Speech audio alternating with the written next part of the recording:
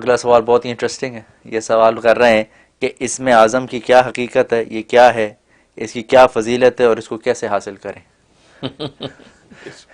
اسم اعظم، اسم کا معنی ہے اسم، اعظم معنی سب سے بڑا.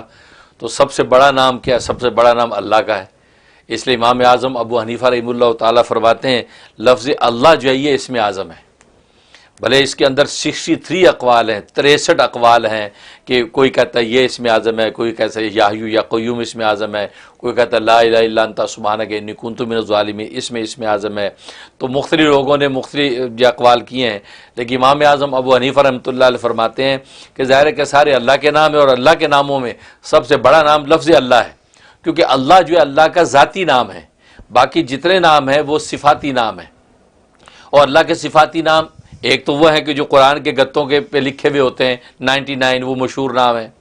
علامہ سیوطی رحمہ اللہ تعالیٰ فرماتے ہیں ایک روایت کے مطابق 5000 جو ہے اللہ کے صفاتی نام ہیں، اور ایک روایت میں فرماتے ہیں کہ 35,000 صفاتی نام ہے اللہ تبارک و تعالیٰ کے.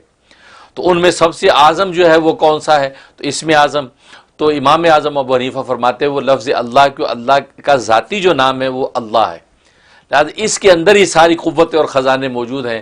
لفظ اللہ کے ساتھ جس کو مناسبت ہو گئی، اور لفظ اللہ کو جس نے اپنے قلب و جان کے اندر جو ہے وہ جاگوزی کر لیا، تو بس وہ پھر جو مانگے گا اللہ اس کو قبول کر لیں گے. کیونکہ اسم اعظم کی حقیقت یہی ہے کہ اسم اعظم کے ساتھ جب کوئی دعا کی جاتی ہے تو اللہ تبارک و تعالیٰ وہ دعا موڑتا نہیں ہے، وہ یقیناً اس کو قبول کر لیتا ہے. اور اسم اعظم کی طاقت انسان کچھ بھی کر سکتا ہے. اس لیے اللہ تبارک و تعالیٰ دنیا میں جو واضح طور پہ بعض اولیاء کاملین کو اسم اعظم دے رکھا تھا، اور انہی کو دے رکھا تھا کہ جن کے برداشت کا حوصلہ بھی تھا. یہ نہیں کہ اسم اعظم کی طاقت سے ہر ایک کو فنا کرتے پھریں. تو یہ جو ہے نا وہ کہتے گنجے کو پھر اللہ ناخن دیتا نہیں نا، اپنے ٹنڈ چھین لے گا. تو وہی والی بات ہے، اللہ پھر اسم اعظم ہر ایک کو دیتا بھی نہیں ہے. تو جس کو دیتا ہے اس کے ظرف کا عالم یہ ہوتا ہے کہ کبھی وہ خبر بھی نہیں ہونے دیتا کہ میرے پاس اسم اعظم ہے.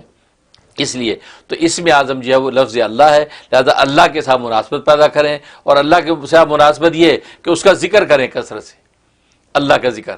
اس لیے ایک اللہ والے فرماتے ہیں کہ زبان کی نوک کو سامنے کے دانتوں کی جڑ کے ساتھ ٹکرائیں تو لفظ اللہ نکلتا ہے. لہذا منہ بند ہو یا کھلا ہو، آپ یہ زبان کو ٹکرائیں تو اللہ اللہ اللہ اللہ اللہ اللہ نکلتا ہے. بس فرمایا اس کی عادت ڈالیں کثرت سے، یہاں تک کہ اتنی عادت بن جائے کہ آپ چاہے نہ چاہے زبان اس سے ٹکراتی رہے. تو نتیجہ یہ ہوگا کہ آپ کی جان اور رگو پے میں لفظ اللہ سرایت کر جائے گا.